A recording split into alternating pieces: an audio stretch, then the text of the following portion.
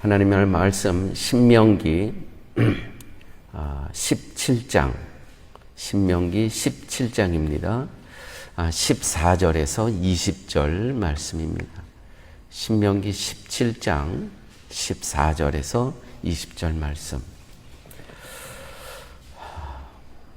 내가 내 하나님 여호와께서 내게 주시는 땅에 이르러 그 땅을 차지하고 거주할 때에 만일 우리도 우리 주위의 모든 민족들 같이 우리 위에 왕을 세워야겠다는 생각이 나거든 반드시 내 하나님 여호와께서 택하신 자를 내 위에 왕으로 세울 것이며 내 위에 왕을 세우려면 내 형제 중에서 한 사람을 할 것이요 내 형제 아닌 타국인을 내 위에 세우지 말 것이며 그는 병마를 많이 두지 말 것이요 병마를 많이 얻으려고 그 백성을 애굽으로 돌아가게 하지 말 것이니 이는 여호와께서 너희에게 이르시기를 너희가 이후에는 그 길로 다시 돌아가지 말 것이라 하셨음이며 그에게 아내를 많이 두어 그의 마음이 미혹되게 하지 말 것이며 자기를 위하여 은금을 많이 쌓지 말 것이니라. 그가 왕위에 오르거든 이 율법서의 등사본을 레위 사람 제사장 앞에서 책에 기록하여 평생에 자기 옆에 두고 읽어 그의 하나님 여호와 경외하기를 배우며 이 율법의 모든 말과 이 규례를 지켜 행할 것이라. 그리하면 그의 마음이 그의 형제 위에 교만하지 아니하고 이 명령에서 떠나 좌로나 우로나 치우치지 아니하리니 이스라엘 중에서 그와 그의 자손이 왕위에 있는 날이 장구하리라. 아멘. 오늘 계속해서 신명기 17장의 말씀은 이제 약속한 대로 하나님의 약속대로 그 땅에 가나안 땅에 들어갈 것인데 그 땅에 들어가면 이렇게 살아가야 된다 하는 말씀을 하고 계십니다. 또 특별히 지금까지 쭉 모세가 하나님의 뜻을 받들어서 그 땅에 들어가면 이렇게 살라고 했던 말씀들이 있는데 그 말씀을 갖고 18절에 보면 이렇게 기록되어 있습니다. 그 왕위에 오르거든 한 왕이 이제 있는데 그 왕이 오르거든 지금까지 쭉 했던 말씀에 그 두루마리에 써가지고 등사본을 떠서 평생에 그 왕 곁에 두고 읽어 그의 하나님 여호와 경외하기를 배우며 지금까지 쭉 했던 이야기를 지금 다 기록해 놨는데 그의 말씀으로 율법으로 기록해 놓았는데 그것을 다시 두루마리에 사본을 떠서 그것을 항상 곁에 두고 통치를 해야 된다 왕이. 그렇다면 지금까지 쭉 해왔던 말씀이 어떤 것이냐 하면 신명기 지금까지 우리가 쭉 말씀을 나눴던 내용 가운데 그 땅에 들어가게 되면 너 힘과 뜻을 다하여서 정성을 다하여서 하나님을 사랑하라. 그 땅에 들어가서는 그게 조금 추상적이지 않습니까? 그것은 다른 것이 아니고 사회의 약자들을 섬기며 그 땅에서는 살라는 것입니다. 이집트에서 삶처럼 짓밟고 누르고 그렇게 삶을 사는 것이 아니라 그 땅에 살아가서는 하나님을 사랑하고 하나님을 내 정성을 다하여 섬긴다는 의미는 무엇이냐면 그 사회적 약자들을 섬겨야 된다는 것입니다. 그 약자들을 섬긴다는 것은 구체적으로 어떤 것이냐면 그들과 함께 하나님 앞에서 고아와 과부와 또 나그네와 이방인과 또 레위인들과 함께 하나님 앞에서 기뻐하는 예배를 드리는 것이 그것이 곧 나를 사랑하는 것이다. 이런 말씀을 쭉 기록해 놓았던 것입니다. 오늘 본문에서는 이제 그 땅에 들어가서 너희들이 그 땅을 이제 차지하고 그 땅에 살아갈 땅인데 사실은 이스라엘은 왕이 필요 없는 나라였습니다. 하나님이 왕인 그 나라를 다스리는 그러한 국가가 곧 이스라엘이었죠. 그런데 하나님께서 모세를 통해서 하시는 말씀입니다.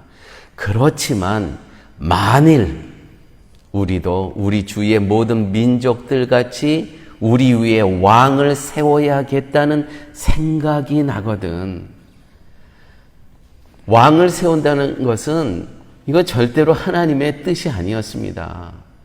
그렇지만 너희들이 주의 나라를 보면서 주의 나라는 부강하게 되고 잘 살게 되고 그런 것을 보게 될 때 혹시라도 우리도 사람을 왕으로 세우자라는 그런 마음이 들거든, 왕을 세워야겠다는 생각이 나거든, 반드시 내 하나님 여호와께서 택하신 자를 내 위에 왕으로 세워야 된다. 하나님께서 택하신 왕은 하나님의 뜻을 알기 때문에, 하나님의 마음을 알기 때문에 하나님께서 그 왕을 통해서 다스릴 수 있다는 것이죠. 그러면서 하나님께서는요, 모세를 통해서 이렇게 말씀하셨습니다. 그는 병마를 많이 두지 말 것이요. 아니, 왕을 세웠지 않습니까? 병마를 두지 말래요. 군인도 세우지 말고 말도 증가하지 말고 어떤 무기를 갖고 통치하지 말래요. 이게 왕으로서 이게 가당치나 한 이야기입니까? 그런데 하나님께서는요, 하나님의 뜻대로 세운 사람을 택해서 세우는데 그 왕은 병마를 두지 말 것이며, 병마를 두지 말 것이며, 군사력을 키우지 말라는 것입니다. 한 국가에 있어서. 지금 우리가 사는 세대하고는 정반대의 말씀을 하고 계시죠.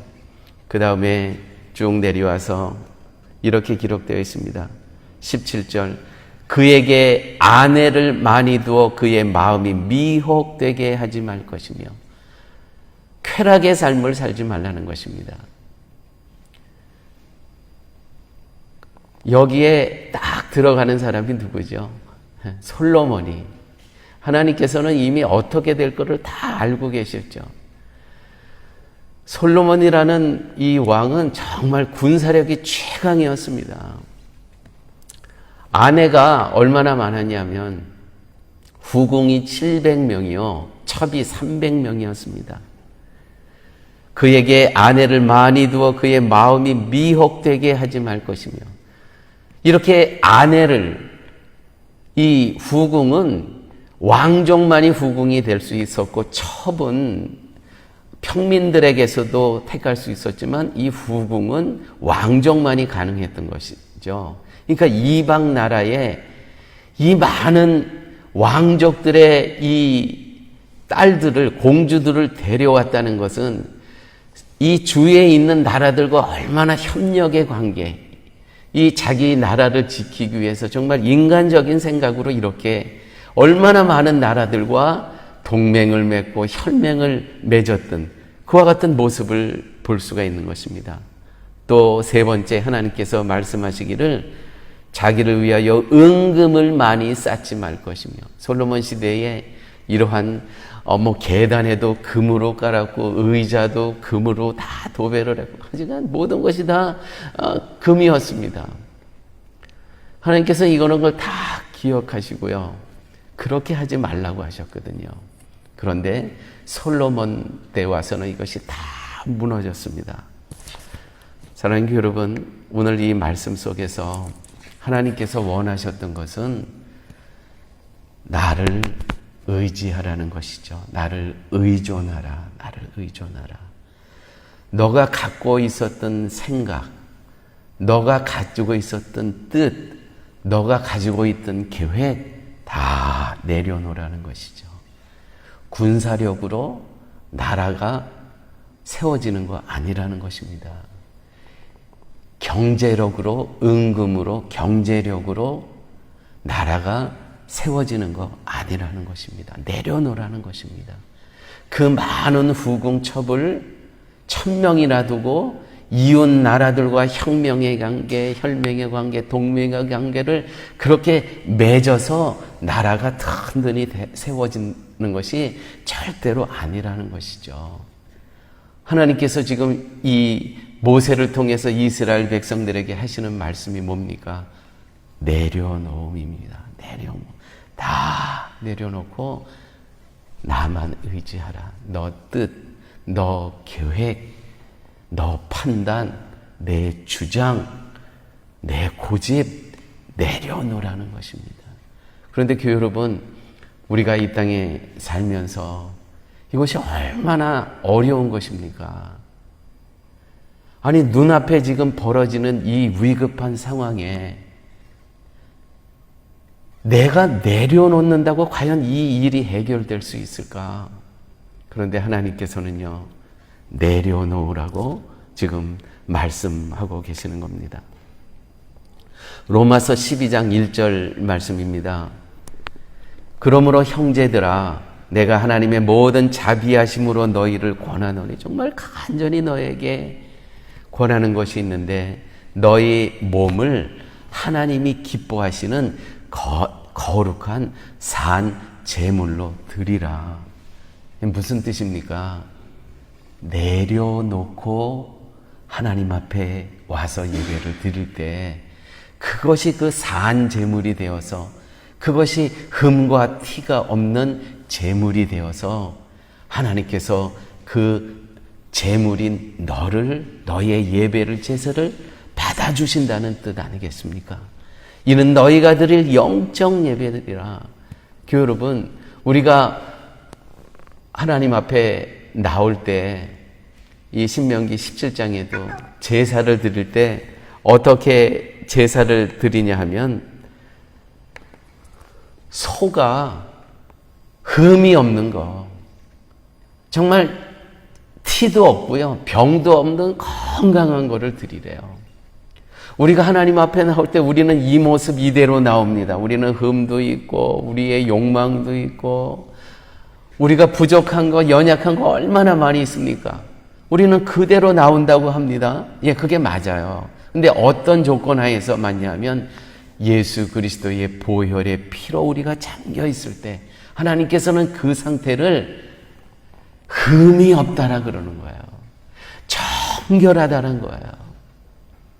하나님께서는 그러한 예수 그리스도의 보혈의 피에 다 잠겨서 그분이 나의 모든 죄를 대속해 주셨다는 그 은혜를 체험한 자들이 앞에 나와서 예배 드릴 때, 비록 내 몸은 병들어 있고 내가 지금까지 살아온 나의 모습은 욕망대로 살아왔던 그 모습 그대로 나왔지만은, 하나님께서는 무엇을 기준으로 해서 정결하고 흠도 없고 깨끗한 것으로 인정해 주시냐, 의롭다 여겨 주시냐 하면, 예수 그리스도의 보혈의 피에 잠긴 영혼이 아버지 앞에 나와 예배 드릴 때, 아, 너는 정말 산 제물이다, 하나님께서 기뻐 받아 주신다는 것이죠. 이렇게 내려놓음의 삶을 살게 하시는 분이 누굽니까? 여러분, 우리가 100번 성경 통독했다고 이게 가능할까요? 제가 자주 예화를 드리지만, 한 불교 스님이 독일에서 종교학 박사학위를 공부해갖고 박사학위를 받고 왔대요. 성경도 그렇게 많이 읽었대요. 근데 그분이 하시는 얘기가, 나는 그렇게 종교학 박사고 성경을 그렇게 많이 읽었는데도 예수 그리스도가 구원자가 믿어지지 않는데, 한 교회에 와서 이야기하는 겁니다. 근데 여러분들은 이것을 다 믿을 수 있다는 게 너무 부럽다고, 나는 그것이 믿어지지가 않는다고. 정말 진솔한 고백인 것 같아요. 여러분, 내려놓음은 내 100번 통독에서 이것이, 이 성경이 그대로 믿어지는 것입니까? 아니에요. 성령 하나님께서 함께 하셔야만 우리는 내려놓을 수 있고, 우리는 이 말씀을 그대로 믿을 수가 있다는 것이죠. 예수 그리스도께서 물 위로 걸어가셨다는, 그거 어떻게 믿을 수 있겠습니까? 이성으로. 그러면 성령 하나님께서 함께 하시면 그대로 그것이 다 믿어진다는 것이죠.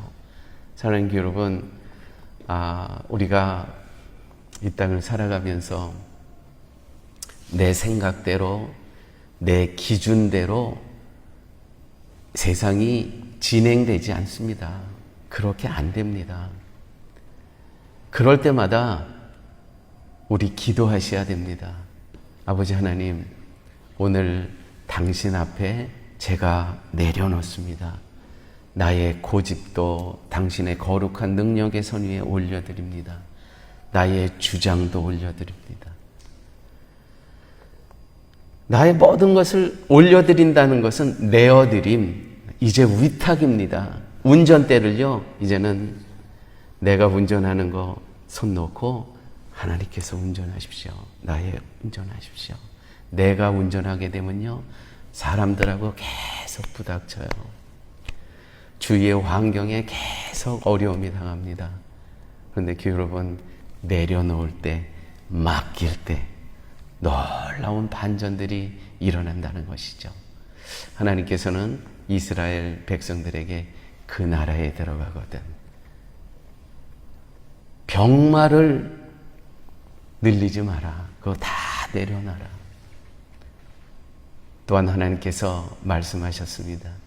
쾌락을, 아내를 그렇게 이웃과의 모든 관계에 동맹하고 혈맹돼서 이루어지는 것이 아니다.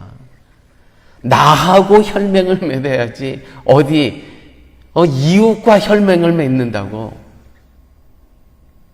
세 번째, 하나님께서 말씀하십니다.